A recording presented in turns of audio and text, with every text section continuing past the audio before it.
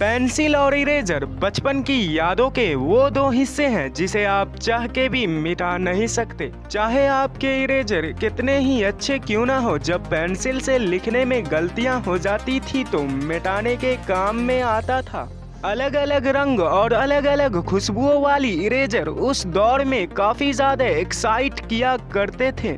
वैसे दूध और पेंसिल के छिले हुए से इरेजर बनाने की एक्सपेरिमेंट आपने तो जरूर किया होगा और शायद आप असफल भी रहे होंगे, लेकिन आज हम बताएंगे दरअसल इरेजर फैक्ट्री में कैसे बनता है। इरेजर हमारे ज्योमेट्री बॉक्स की वो खास चीज थी जिसके बिना हमारा होमवर्क अधूरा रह जाता था। इरेजर शॉप से खरीदने के बजाय अगर हमें गिफ्ट में मिल जाता था तो उसकी खुशी दोगुनी हो जाती थी। बचपन में हम लोग बेफिक्र होते थे, लेकिन थोड़े बड़े हुए उसके बाद इरेजर कैसे बनता है ये जानने की इच्छा आपको भी जरूर हुआ होगा।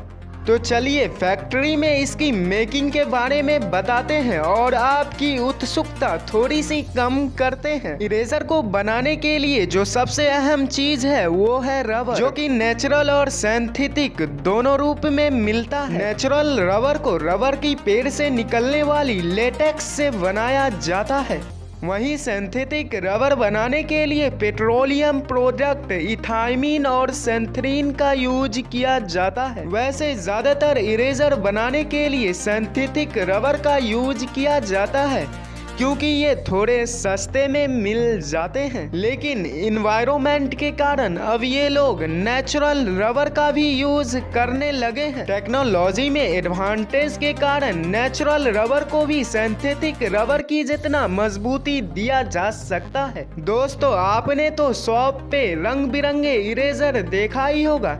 इसे रंग बिरंगे आकार में डालने के लिए ओरिजिनल डाई का यूज किया जाता है, वहीं इरेजर को व्हाइट कलर में डालने के लिए थायमीन ऑक्साइड का और जिंक ऑक्साइड का यूज किया जाता है। अगर रबर को लाल बनाना होगा तो उसमें आयरन ऑक्साइड का यूज किया जाता है, इसलिए हमें घर वाले इरेजर को मुंह में लेने से मना करते। रबर को रंग देने के बाद उसे कठोर और लचीला बनाने की जरूरत होती है। इसके लिए इरेजर में यूज होने वाले सल्फर और हीट ट्रीटमेंट से इसे कठोर बनाया जाता है। इस प्रक्रिया को वल्केनाइजेशन कहा जाता है और इससे इसकी हीट प्रतिरोधकता बढ़ जाती है। अब बारी आती है कठोर रबर को लचीला बनाने की। इसके लिए इसे वेजिटेबल ऑयल में मिक्स किया जाता है और वेजिटेबल ऑयल मिलाने से रबर की रेसे काफी लचीली हो जाती है। साथ ही इसे बनाने में ऑक्सीलेटर का भी यूज किया जाता है। बता दें ऑक्सीलेटर वो पदार्थ है जो इरेजर बनाने की प्रक्रिया को थोड़ा तेज कर देता है। ये तो थी इरेजर बनाने की पदार्थों की बात। अब बात करते हैं रबर की मिश्रण से इरेजर कैसे तैयार होता है। बता दें इरेजर बनाने की विधि टेक्निकल विधि है जिसमें कई सारे मशीनों का यूज किया जाता है, जिसमें लेजर प्रिंटर का भी यूज किया जाता है। इरेजर बनाने की इस रबर को दो गर्म रोलर में बार बार घुमाया जाता है जिससे रबर की शीट तैयार हो जाती है। फिर इसमें सल्फर को मिलाया जाता है।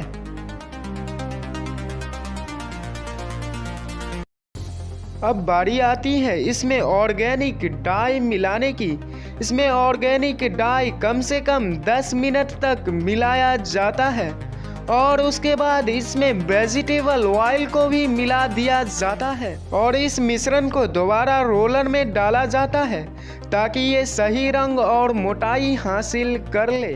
इसके बाद इसे रोलर से निकाल लिया जाता है और इसे रूम टेम्परेचर पर एक दिन के लिए छोड़ दिया जाता है। फिर इसे कटाई मशीन के द्वारा बड़े बड़े रेक्टेंगल आकार में काट लिया जाता है।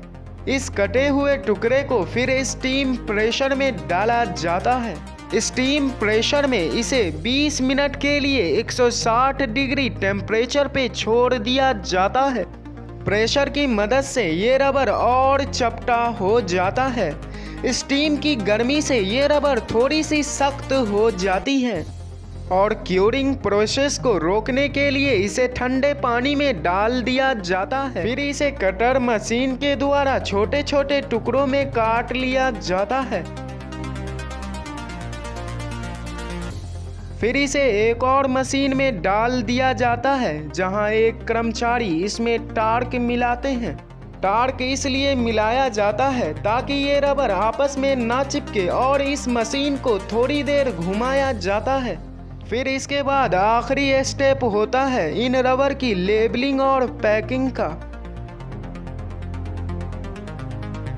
लेबलिंग के लिए इसे अलग मशीन में डाल दिया जाता है जहां इस पे कंपनी की लोगो और नंबर की छपाई होती है।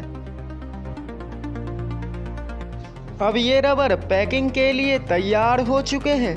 पैकिंग के लिए भी दो चीज़ का इस्तेमाल किया जाता है। अक्सर रबर को पन्नी या कागज़ में पैक कर दिया जाता है। पैकिंग के लिए फिर इसे अलग मशीन में भेज दिया जाता है जहां इस पे कागज़ के कट्टे चढ़ाए जाते हैं।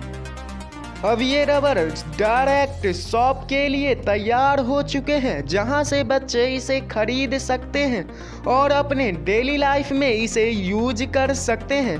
तो दोस्तों, आपको ये वीडियो कैसा लगा हमें कमेंट करके ज़रूर बताएं।